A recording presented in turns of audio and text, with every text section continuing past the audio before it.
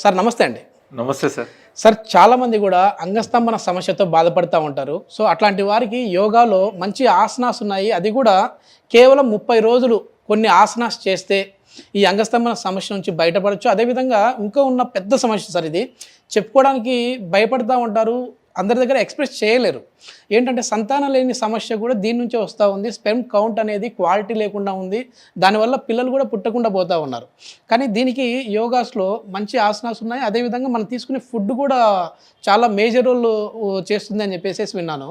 So ఏంటి, ఎలాంటి ఆసనాలు ఉన్నాయి, ఎందుకు ఈ ప్రాబ్లం వస్తుంది? సో ఇది ఒక ప్రపంచ సమస్య.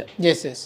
మామూలుగా ఎరెక్టైల్ డిస్ఫంక్షన్ అనేది ఇంతకుముందు ఓల్డ్ మెన్లో జరిగేది, వయసు పడిపోయిన మెన్లో జరిగేది. ఇప్పుడు కనుక గమనిస్తే ఈవెన్ ఈ ప్రాబ్లము 25-30 ఉన్న యువకుల్లో కూడా ఈ ప్రాబ్లం అనేది చాలా జరుగుతుంది.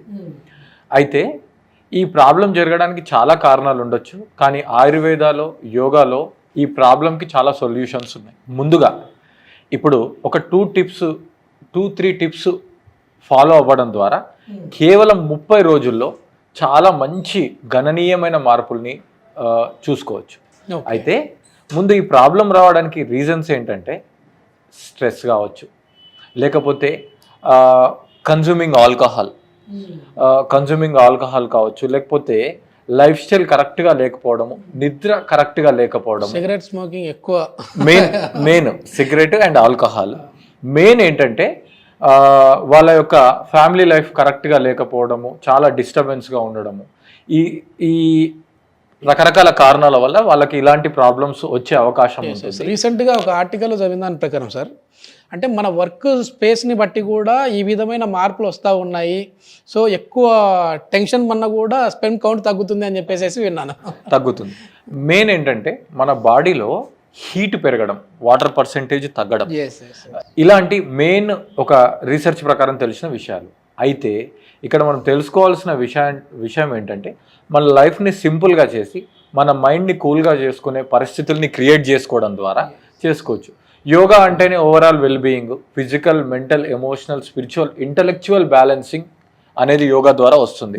సో మనము ముందుగా ఒక 2 టిప్స్ని తెలుసుకుందాము. ఫస్ట్ది అశ్వగంధ, రెండోది వైట్ ముస్లి. సో అశ్వగంధాన్ని అయితే ఒక టీ స్పూన్ కౌగి ద్వారా, లేదంటే మిల్క్ ద్వారా, లేదంటే వాటర్ ద్వారా, లేదంటే అలాగే తీసుకోవడం ద్వారా డైలీ ఒక టీ స్పూన్ ఒక 30 days. అది అలాగే ఈ వైట్ ముస్లిని కూడా పాలలో వేసుకొని తీసుకోవడం ద్వారా మనకు ఈ ఎరెక్టైల్ డిస్ఫంక్షన్ ప్రాబ్లమ్స్ అన్నిటికీ కూడా మంచి సొల్యూషన్ దొరుకుతుంది.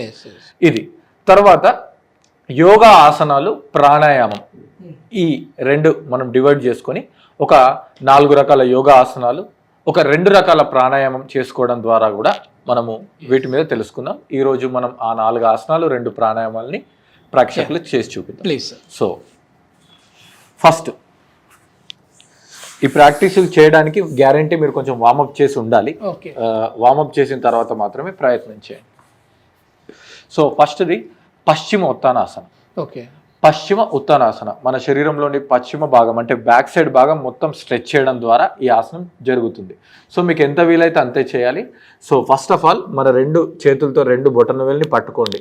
ఒకవేళ మీరు పట్టుకోలేకపోతే ఒక టవెల్ సపోర్ట్తో కూడా మనం చేయొచ్చు. సో చేసిన తర్వాత మెల్లిగా శ్వాస తీసుకుంటూ మీ స్పైన్ని స్ట్రైట్ చేసి పైకి చూడాలి. తర్వాత మెల్లిగా శ్వాసను వదులుతూ కిందికి వెళ్ళాలి.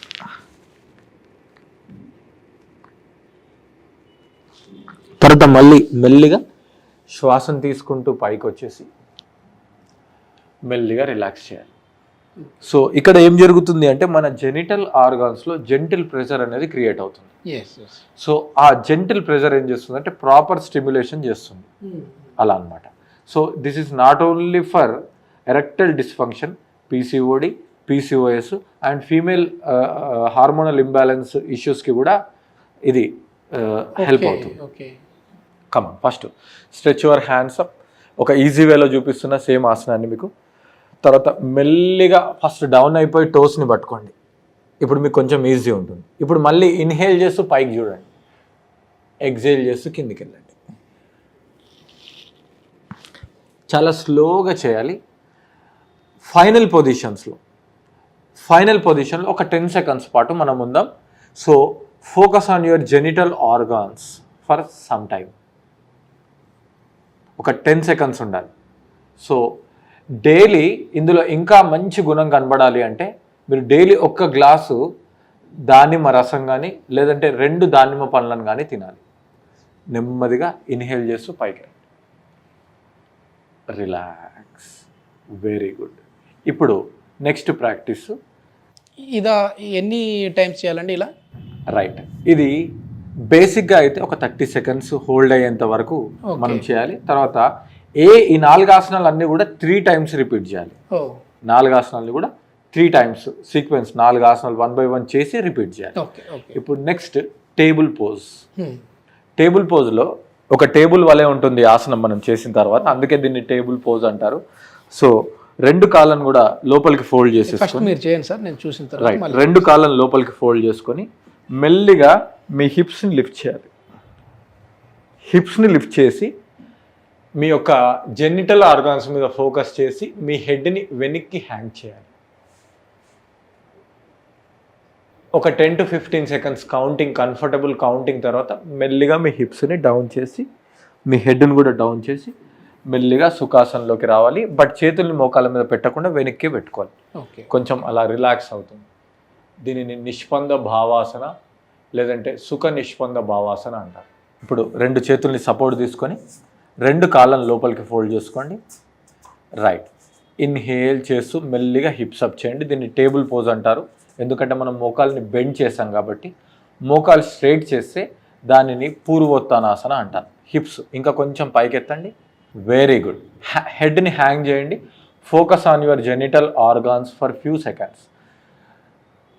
Inhale exhale properly. 10, 9, 8, 7 ఇంకొంచెం పైకి నెట్టండి. 6, 5, 4, 3, 2, 1. మెల్లిగా హిప్స్ డౌన్ చేసి రిలాక్స్ చేయండి. చాలా కంఫర్టబుల్. Very good. రైట్. తర్వాత మీ కాళ్ళు ఫోల్డ్ చేసుకోవచ్చు లేదంటే కాళ్ళు స్ట్రైట్ పెట్టుకోవచ్చు. చేతులను వెనక్కి పెట్టి రిలాక్స్ అవ్వాలి. దీనిని నిష్పంద భావాసన అంటారు. ఓకే. రైట్. ఇప్పుడు మనం నెక్స్ట్ ఆసనం చేద్దాం సార్. నెక్స్ట్ ఆసనం నేమ్ వచ్చేసి భద్రాసనం. సో భద్రాసనంలో మీ యొక్క 2 కాళ్ళను కూడా లోపలికి ఫోల్డ్ చేసుకోండి. స్టెప్ బై స్టెప్ పెట్టేసుకొని మీ టో దగ్గర 2 చేతులతో పట్టుకోండి. పట్టుకొని కళ్ళు మూసేసి మీ 2 మోకాల్ని నేల వైపు నొక్కండి. Focus on your genital region, pelvis and genital region. అలా ప్రశాంతంగా.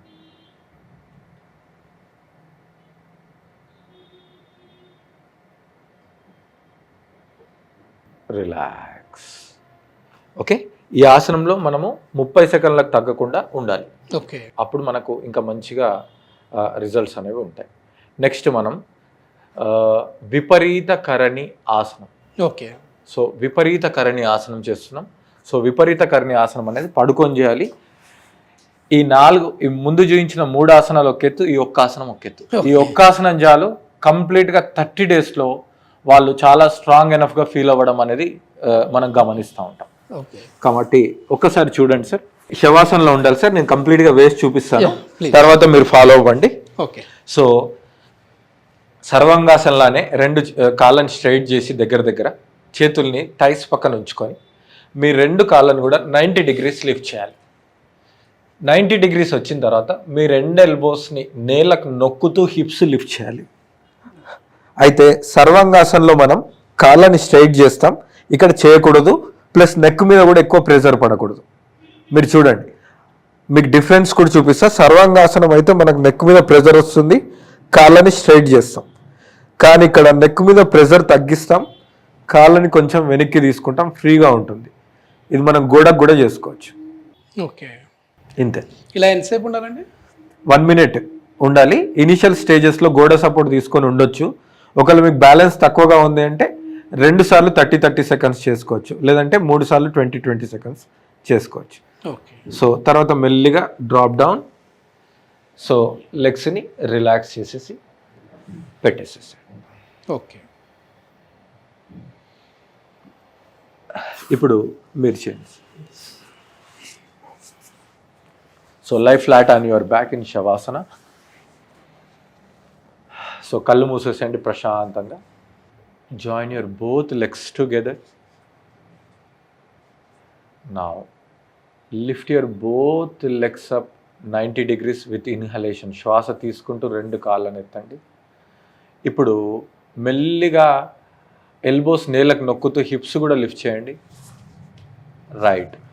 సో నెక్ మీద ఎక్కువ ప్రెషర్ రాకుండా కాళ్ళను కొంచెం వెనక్కే తీసుకోండి.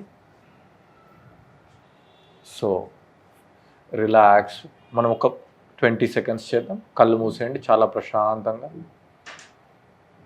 20, 19, 18, 17, 16, 15, 14, 13, 12, 11, 10.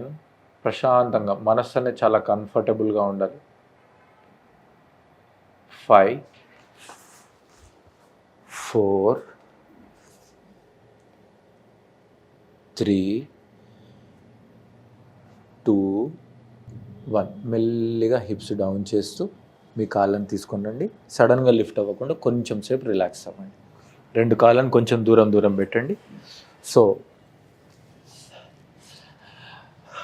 ఈ ఆసనాలతో పాటు ఫుల్ వాటర్ ఉన్న వెజిటేబుల్స్ని, ఫ్రూట్స్ని బాగా తీసుకోవాలి. ప్లస్ లీఫీ వెజిటేబుల్స్, ఆకుకూరల్ని బాగా తీసుకోవాలి.